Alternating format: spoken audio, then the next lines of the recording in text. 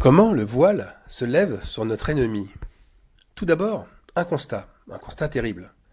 Les torrents de boue font figure aujourd'hui d'ennemis naturels puissants. Puissants puisqu'ils envahissent les villes et les maisons, les rendant totalement insalubres. Il n'y a pas un jour en ce moment sans des images de boue à la suite d'orages aux quantités monstrueuses. Alors que doit-on faire lorsqu'un croyant se retrouve pris au piège de ces orages? Et pire, qu'il perde tout. Doit-on lui ouvrir les yeux sur sa malédiction? Lui faire reconnaître ses fautes? Ou bien doit-on l'aider, lui tendre la main? D'abord, la nature, c'est vrai, agit comme un ennemi redoutable. Mais elle n'est pas notre ennemi. Comme je l'ai expliqué avant dans un autre message, la nature, elle révèle seulement l'arme du tireur. L'arme de celui qui tire sur nous. Alors qui tire sur nous? Qui est le monstre du croyant? Et comment le repousser? L'ennemi, Dieu ne nous le montre rarement par prophétie ou par songe. Dieu le révèle bien souvent dans les faits, dans la relation ou au sein d'une communion. On va prendre pour exemple le serviteur d'Abraham. Ce serviteur qui est parti en terre de Canaan, missionné par son maître, donc par Abraham, pour chercher une femme pour son fils Isaac. Alors, il ne part pas en pays conquis. Curieusement, le voilà qui s'informe sur qui il a affaire. Il demande directement à Laban et à Bethuel si leur confiance en Abraham est restée toujours la même.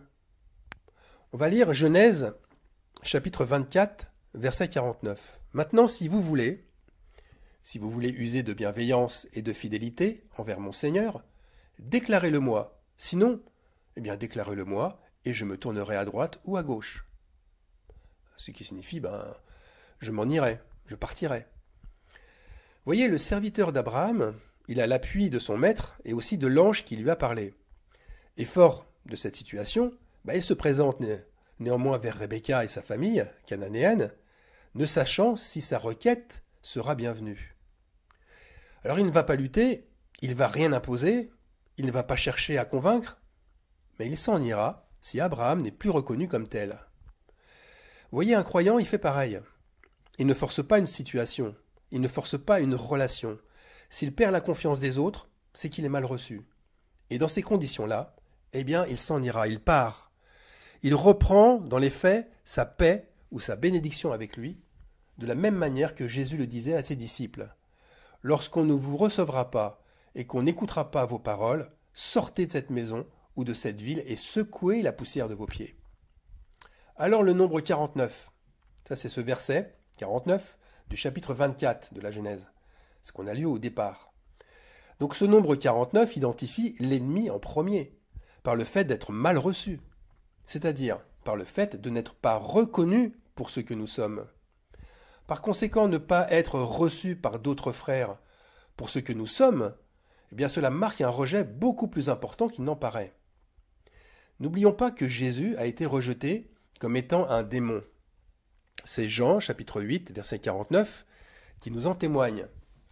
Et le contexte débute par une question des Juifs à Jésus, lui demandant s'il a un démon. Et cette question est une terrible offense en elle-même. Alors voilà le verset 49. Jésus répliqua, « Je n'ai point de démon, mais j'honore mon Père, et vous m'outragez. » Par conséquent, le premier niveau d'hostilité, c'est de ne pas être reconnu pour ce que nous sommes. C'est un terrible outrage, alors que nous ne faisons rien de mal. Bien au contraire, nous honorons notre Père par notre dévotion. Vous savez, beaucoup de chrétiens se sentent outragés par leurs frères parce que leur ministère n'est pas reconnu. Mais font-ils, eux, la volonté de leur Père? Parce que la question est cruciale. Elle est cruciale pour ne pas se tromper d'ennemi.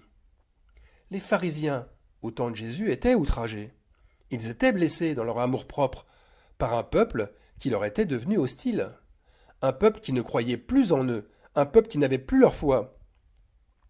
Mais attention, juger l'autre précipitamment comme un démon ou un être maudit, ça nous pousse bien souvent à commettre une faute de jugement. Et c'est ce que nous rappelle l'évangile de Jean, chapitre 7, verset 49. Et là aussi, le contexte est important. Les pharisiens disent aux huissiers qu'ils sont séduits par Jésus. Et la preuve, c'est qu'aucun des chefs religieux ne s'est laissé corrompre par lui. Aucun chef juif n'a cru en Jésus-Christ. Et les pharisiens leur répliquèrent, verset 49, « Mais cette foule qui ne connaît pas la loi, ce sont des maudits. » Les pharisiens les traitent de maudits parce qu'ils n'ont pas leur foi. Les pharisiens méprisent alors ceux qu'ils considèrent comme perdus. Et la question c'est, n'ont-ils pas eux aussi agi ainsi avec Jésus? Luc chapitre 7, verset 49. Ceux qui étaient à table avec lui, donc avec Jésus, se mirent à dire en eux-mêmes, « Qui est celui qui pardonne même les péchés ?» Quand un croyant n'agit plus selon les dogmes religieux, eh bien il devient suspect. Il gêne. Il dérange énormément. Puis cette gêne se transforme en outrage. Ce sentiment fait réagir négativement. Et le jugement est alors proféré. Il faut à tout prix se séparer de cet infâme. Ou il faut se satisfaire du mal qui lui arrive. Mais attention, même aujourd'hui, ce sont les réactions les plus communes. Rejeter son frère ou le laisser dans la misère, c'est ce qu'on remarque partout. Or, l'Esprit de Christ agit bien différemment. Si ton ennemi a faim, donne-lui à manger. S'il a soif, donne-lui à boire. Eh bien, cela devrait résonner naturellement dans le cœur de ceux qui aiment Dieu. L'apôtre Paul, lui aussi, il reprend ses frères romains, en leur demandant de ne pas maudire ceux qui les persécutent, mais au contraire, de les bénir. Et Paul dit « Ne vous vengez point vous-même, bien-aimés, mais laissez agir la colère, car il est écrit « À moi la vengeance, à moi la rétribution, dit le Seigneur. » Alors nous devons prendre conscience qu'entrer en colère, ou vouloir se venger, ça fait de nous l'ennemi numéro 1. Cet ennemi, si relaté dans la Bible, se venger, c'est se laisser vaincre par le mal. Eh bien, combien ont cru être justes devant Dieu en se frottant les mains de ce qui arrive à ceux qui les ont rejetés, ou en tout cas à ceux qui ne les ont pas écoutés? Combien sont passés à côté de leurs ennemis à terre sans leur tendre la main pour les relever, se gargarisant du jugement qu'ils reçoivent? Ils se sont vengés ainsi de leurs ennemis. Un disciple de Christ ne se moque pas de son frère en lui disant « C'est bien fait ce qu'il t'arrive, tu mérites de souffrir par le mal que tu as causé. » Ou le mal qu'ont causé ceux de ta famille. Voyons maintenant Luc chapitre 11, verset 49. « C'est pourquoi la sagesse de Dieu a dit « Je leur enverrai des prophètes et des apôtres, ils tueront les uns et persécuteront les autres. » Voyez, bon nombre de croyants se jugent être des serviteurs, des bons serviteurs, fidèles, et en même temps qu'ils accusent d'autres d'être des renégats. Ils sont tellement sûrs d'eux, ils sont tellement sûrs de leur sainteté. Ils affirment qu'ils ne boiront pas la coupe de la colère de Dieu, simplement parce qu'ils aiment Dieu et ses lois et qu'ils sont dans la bonne assemblée. Or, je me permets de les renvoyer gentiment sur le 49e chapitre du livre de Jérémie, et plus précisément au verset 12. Ce verset qui révèle le mal, le nombre 12. « Car ainsi parle l'Éternel, voici ceux qui ne devaient pas boire la coupe, la boiront. Et toi, tu resterais impuni. Tu ne resteras pas impuni, tu la boiras. » Alors l'ennemi, l'homme violent, c'est souvent celui qui énumère la loi de Dieu. C'est souvent celui qui n'a que le mot « alliance » à la bouche. Il n'a que faire des avis de ses frères, et on le reconnaît simplement parce qu'il prend le temps de parler mal en se moquant et en diffamant sur ses frères. Il prend des décisions, et des décisions qui paraissent au début tellement remplies de sagesse. On va lire pour ça Luc chapitre 8 verset 49. Comme Jésus parlait encore, survint le chef de la synagogue. Quelques-uns disant « Mais ta fille est morte, n'importune pas le maître. » Ce quelqu'un, ça peut être n'importe qui. Mais peu importe, puisqu'il apparaît comme une personne raisonnée, en empêchant que le chef de la synagogue puisse demander de l'aide à Jésus alors que sa fille est morte. Quelle aide peut-il lui apporter? Ce chef fait perdre son temps à Jésus. Or, le Fils de Dieu a répondu contre toute attente. Et on lit au verset suivant, au verset 50, « Mais Jésus ayant entendu cela, dit au chef de la synagogue, « Ne crains pas, crois seulement, et elle sera sauvée. Ta fille sera sauvée. » Alors maintenant, passons à deux versets qui disent la même chose. Le psaume chapitre 18, verset 49, et le livre de Samuel, le deuxième livre de Samuel, chapitre 22, verset 49. Et voici ce que disent ces deux versets identiques. Le Dieu qui est mon vengeur, qui me délivre de mes ennemis, tu m'élèves au-dessus de mes adversaires, tu me sauves de l'homme violent. Mes frères, ne soyons pas cet homme violent. Que Dieu nous sauve de cet homme, qu'il vienne à notre secours si nous manifestons les faits de nous moquer, les faits de critiquer, d'accuser, de diffamer nos frères. Soyons celui qui ne se venge de rien, parce que cela n'est pas notre caractère. Ne sommes-nous pas des agneaux et non des loups? Psaume, chapitre 6, verset 49. Pourquoi craindrais-je au jour du malheur, lorsque l'iniquité de mes adversaires m'enveloppe? Alors, ce psaume 49, qui est assez long, il insiste sur ces hommes qui recherchent constamment les honneurs et qui les obtiennent. Et ces hommes se glorifient de ces richesses-là. Mais l'honneur fait perdre son âme. Les pharisiens cherchaient les honneurs. Donc, ils perdaient leurs âmes en cherchant les honneurs. Ils ne cessaient de se congratuler parce que eux, ils observent la loi scrupuleusement, dans les moindres détails. Ils observent la loi comme un livre de recettes de cuisine. Alors à ceci, Christ leur répond. Et il leur répond dans Luc chapitre 6, verset 49. Mais celui qui entend et qui ne met pas en pratique, eh bien il est semblable à un homme qui a bâti une maison sur la terre sans fondement. Le torrent est jeté contre elle, aussitôt elle est tombée, et la ruine de cette maison a été grande. Vous voyez, pratiquer la parole, ce n'est assurément pas s'enivrer de lois, de règles et de principes aussi justes soient-ils, mais bien comme nous l'avons vu, recevoir son prochain sans soupçonner le mal. Ça veut dire aussi sans le rejeter si sa foi diffère de la nôtre, ou sans le condamner parce que ses pratiques nous choquent.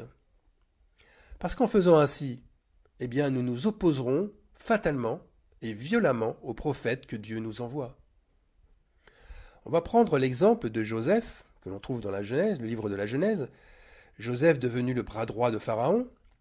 Alors une fois honoré en Égypte, qu'a fait Joseph?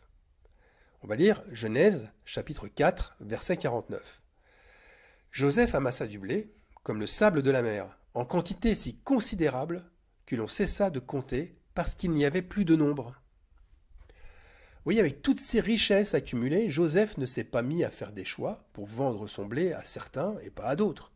Il ne s'est pas limité à la seule nation d'Égypte. Il aurait pu, hein. Et la famine avait quand même gagné tout le Moyen-Orient. Si bien que ses frères, qu'il avait autrefois abandonnés comme esclaves, ses frères sont venus vers lui pour se nourrir. Qu'a fait Joseph? Quelle attitude a-t-il eue? Les a-t-il repoussés pour autant? Leur a-t-il fait des reproches? Ou leur a-t-il énuméré tout ce qu'ils ont bafoué dans la loi de Dieu? Eh ben non, il les aima comme un frère aime ses autres frères, et indépendamment de leurs actes passés. Il n'a dévoilé son identité qu'au dernier moment, car il sait que Dieu se venge lui-même, et qu'il ne veut pas que nous le fassions à sa place. Dieu nous demande une seule chose, que nous nous occupions des affaires de notre Père. Je le répète, Dieu nous demande une seule chose, que nous nous occupions des affaires de notre Père. Dans Luc chapitre 2, verset 49, Jésus dit à ses parents, « Pourquoi me cherchiez-vous? Ne saviez-vous pas qu'il faut que je m'occupe des affaires de mon Père ?» Et regardez Josaphat. Josaphat, roi de Juda, eh bien il eut la même réaction pour le même intérêt. Et cet intérêt, c'est celui de servir son Père céleste. On va lire pour ça le premier livre des rois, chapitre 22, verset 49. On va commencer par le 48. Josaphat construisit des navires de Tarsis pour aller à Ophir chercher de l'or. Mais il n'y alla point. Il n'y alla point parce que les navires se brisèrent à Edjon-Guéber. Et verset 49. Alors Acasia, fils d'Akab, dit à Josaphat, « Veux-tu que mes serviteurs aillent avec les tiens sur des navires ?» Et Josaphat ne voulut pas. Alors ce passage, il montre deux choses. La première chose, c'est que Dieu a répondu au désir de Josaphat. À quel désir? Celui d'aller chercher de l'or. Comment? Eh bien, sa réponse a été des plus claires, puisque ses navires se brisèrent. Josaphat faisait ce qui est droit aux yeux de l'Éternel. Aussi, la ruée vers l'or Ça ne figurait pas parmi les affaires de son Père céleste. Deuxième chose, Akazia, roi d'Israël, il propose de l'aider dans son projet. Il propose une main d'association avec Josaphat. Mais Akazia aimait l'or puisqu'il servait Baal et irritait l'Éternel. C'est-à-dire que Akazia cherchait à s'enrichir personnellement. Alors la réponse négative de Josaphat, elle est tout à fait juste et logique. On ne peut pas servir Dieu et Mammon. Maintenant, Matthieu chapitre 13, verset 49. Il en sera de même à la fin du monde. Les anges viendront séparer les méchants d'avec les justes. Vous voyez, les anges viendront séparer ceux qui servent Mammon de ceux qui servent Dieu. Josaphat a été séparé d'Akazia pour cette raison-là. Josaphat, il servait Dieu et Akazia servait Mammon. Pour conclure, le nombre 49. Ce nombre nous aide à veiller sur soi et sur les autres. Ne pas accueillir son frère selon son identité, vouloir se venger, diffamer, maudire ou aimer les honneurs, c'est renier Christ. C'est refuser de se servir, ou en tout cas c'est refuser de servir les intérêts de Dieu pour servir ses propres intérêts. Alors, dès que la tentation survient, éloignons-nous d'elle en restant fermes sur notre position en Christ. Notre plus belle gloire, c'est quand Christ fera comme dans l'évangile de Matthieu au chapitre 12, verset 49. Puis, étendant la main sur ses disciples, Jésus dit « Voici ma mère et mes frères. » Amen.